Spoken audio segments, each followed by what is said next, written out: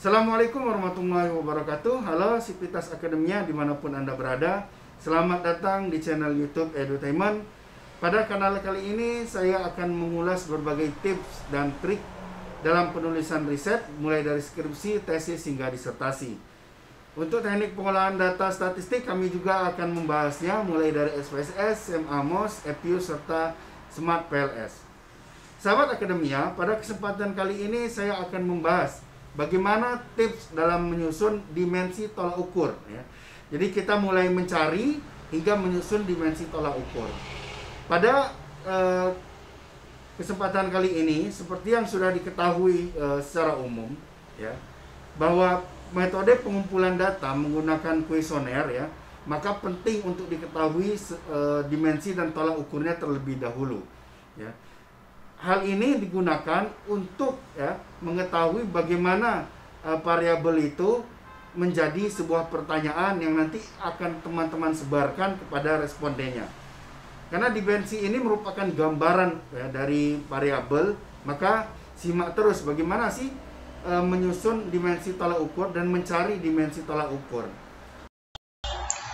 Baik, sahabat akademia, saya akan menjelaskan atau menerangkan atau bagaimana praktek selama ini yang saya lakukan ketika saya di IDEA Konsultan mencari dimensi tolak ukur agar mudah untuk membuat kuesioner pertanyaan penelitian.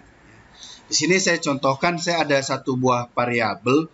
Di sini saya menggunakan variabel corporate branding.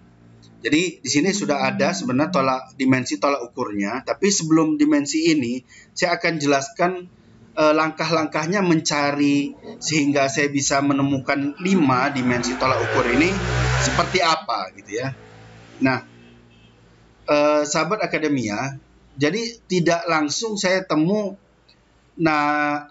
Anisimova 2013 itu tidak langsung demikian. Jadi ada proses dan tahapannya yang selama ini sering saya gunakan untuk mencari, sehingga saya dapat bisa gimana kok tiba-tiba ada Anisimova 2013 gitu ya. Nah, di sini kita akan menggunakan contoh yang memang saya baru dapatkan ya, salah satunya adalah corporate branding. Jadi kita bisa cari di Google Scholar. Nah, untuk mencari dimensi tolak ukur, teman-teman harus searching per nama variabel corporate branding, tidak usah ditambah embel-embel apapun, tinggal enterkan saja ya. Nah, dan usahakan untuk corporate branding ini kita cari di tahun-tahun di atas 2016 ke atas atau 5 tahun ke atas ya, karena ini 2012 berarti tahun 15 ke atasnya adalah tahun 2016 ya, 5 tahun terakhir gitu ya. Kita bisa cek satu persatu, misalnya yang ini dulu kita buka gitu ya.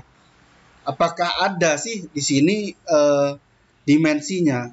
Dan trik yang paling jitu ketika kita mencari dimensi tolak ukur. Jadi biasanya kalau saya itu mencari dimensi tolak ukur itu tidak hanya dari satu jurnal. Terkadang banyak jurnal. Seperti ini misalnya, kita cek dulu apakah ada. Biasanya kalau teman-teman mencari, kita langsung ke bawah ya,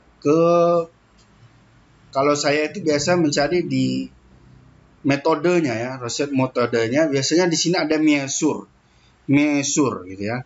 Nah, di sini ada sumbernya gitu ya. Jadi teman-teman bisa internal branding. Nah, mungkin tidak sesuai dengan variabel, kita cari dengan yang lain. Misalnya dari yang lain, misalnya saya akan coba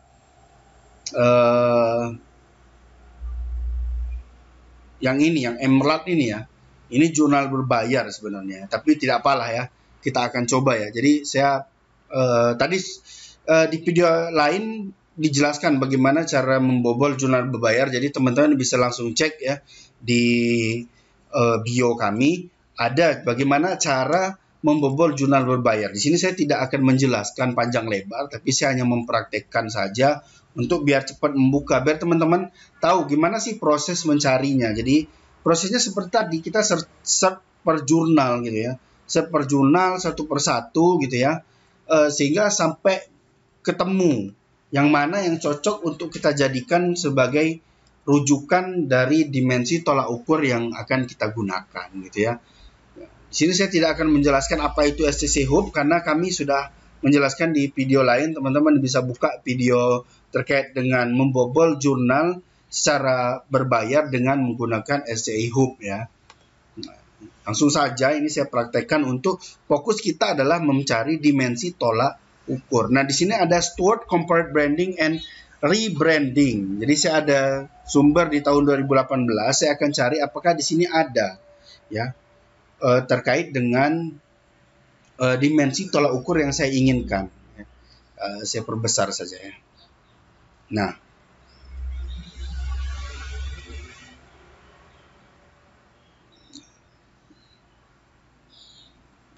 kalau masih tidak ada, maka kita cari di tempat lain ya. Jangan berpatok satu kita sudah nyerah gitu ya. Biasanya saya mencari itu bisa lebih dari 2-3 jurnal. Di sini kan banyak jurnal yang bisa dicari ya. Misal cari yang ini satu persatu kita telusuri. Nanti akan ketemu kok yang mana yang bisa teman-teman gunakan gitu ya. Dan tipsnya nanti kalau sudah ketemu saya cari seperti apa yang sebaiknya yang digunakan hingga nanti dalam penyusunan kuesioner itu akan menjadi lebih mudah gitu ya. Di sini apakah ada, kita cari santai saja ya. Di metodologi, kemudian measure, nah ini ya. Nah di sini ada ya, Anisimova 2013, 2017, 2013.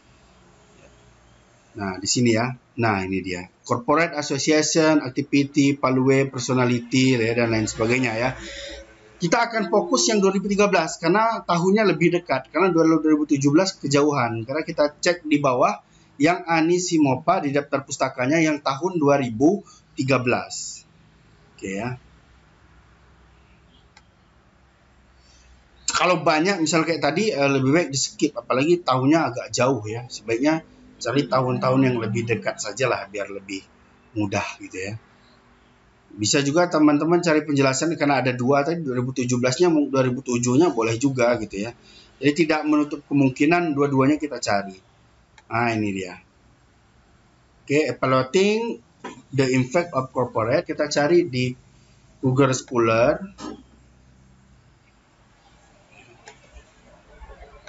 Sini. Kita akan cari dua-duanya lah ya, yang 2013 dan 2017. Kita lihat nanti apa perbedaannya. Nah, di sini Emerald ini jurnalnya berbayar. Yang 2013 kita 2007 ya, 2007 kita cari, yang tadi 2013.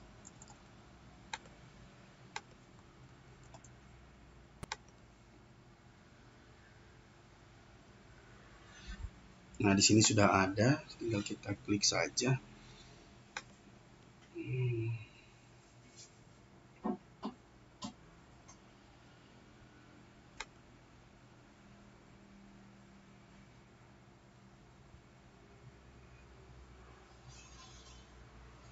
Nah, ini yang 2007 sudah terbuka lebih dahulu ya. Kita cek dulu apakah bagus dan bisa memudahkan kita ya, teman-teman ya. Nah, di sini ya, ini ada 5 ya. Yang jadi fokus dari corporate branding. Nah, ini dia ya. Nah, masing-masing gitu ya.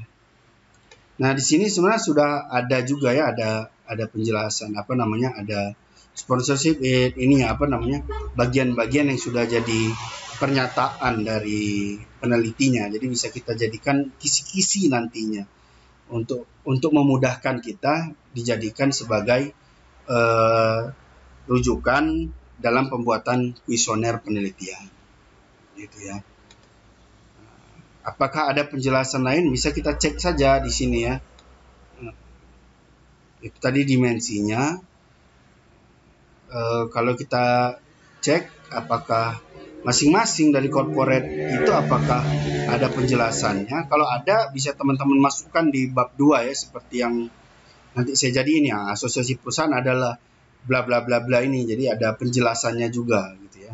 Tidak hanya memudahkan, tapi ada penjelasannya sehingga kita orang baca, oh paham kenapa ini dijadikan sebagai sumber rujukan dimensi tolak ukur penelitian dari variabel corporate branding. Demikian ya. Ini coba kita buka dulu yang 2013, mungkin akan lebih lengkap gitu ya. Jangan lupa kalau sudah terbuka seperti ini, teman-teman download ya. Download. Agar nanti untuk mencari lagi ketika ditanya oleh dosen pembimbing gitu ya, akan lebih mudah. Oh, ada Pak, ini saya jurnalnya ada, buktinya ini, oh jurnalnya ini gitu kan. Jadi kita bisa jelasin, tidak sembarang berpendapat tanpa ada sumber gitu ya. Jadi kita punya sumber yang jelas sehingga kalau ditanya dosen pun meyakinkan gitu ya. Terkadang tidak meyakinkan kan, dosen datang nanya, ini dari mana sumbernya, kok tiba-tiba ada seperti ini gitu ya. Ternyata kita tidak pernah memasukkannya. Nah, ini yang bahaya begitu ya. Nah, ini ya, sebenarnya sama aja dengan 2007 tadi ya. Karena penelitiannya satu, ya. Di sini kita cek, bisa cek. Nah, ini dia ya. Nah, di sini ada ya. Dari corporate activities ada social activities, ada innovative activities gitu ya. Dan penjelasannya di 2013 apakah ada, bisa kita cek juga gitu ya. Sehingga kuesioner kita langsung ada gitu ya, langsung mudah dari penjelasannya, dari kisi-kisinya yang dari penelitian ini gitu ya, sehingga bisa jadi rujukan. Nah ini ya, nah corporate finance ini kan kita bisa jadikan rujukan begitu ya, sehingga bisa terbentuklah yang ini tadi ya. Nah ini tadi yang kelima tadi itu dari Anisi Mopa 2013 ini, aktivitas perusahaan, aktivitas asosiasi perusahaan, aktivitas perusahaan, nilai-nilai perusahaan, kepribadian perusahaan, manfaat fungsional, ya, itu kelima yang sudah saya dapatkan. Jadi teman-teman bisa praktekkan di variabel lain yang memang sesuai dengan variabel teman-teman. Mungkin demikian ya. Terima kasih sudah mendengar penjelasan ini. Silakan bisa teman-teman praktekkan. Semoga segera menemukan dimensinya. Kalau yang belum menemukan, mungkin sekian dulu. Sampai sini, terima kasih. Jika ada pertanyaan, tinggalkan komentar. Nanti akan kita balas ya. Oke sahabat akademia, demikian tadi tips dan triks ya dari yang bisa kami sampaikan. Ikutin terus channel YouTube ini, pastinya akan banyak sekali tips dan triks ya dalam urusan riset gitu ya. Dan bagi teman-teman ya, bagi sahabat akademia yang membutuhkan bimbingan skripsi, konsultasi, tesis dan asistensi disertasi, bisa klik info lebih lanjut di official website kami di www.ideakonsultan.com atau www.solusireset.online, atau bisa cek link deskripsi, ada nomor kontak person yang bisa dihubungi. Baik, itu saja. Terima kasih kepada sahabat akademia sekalian, dan terima kasih telah datang ke channel kami dan menyaksikan tayangan video ini.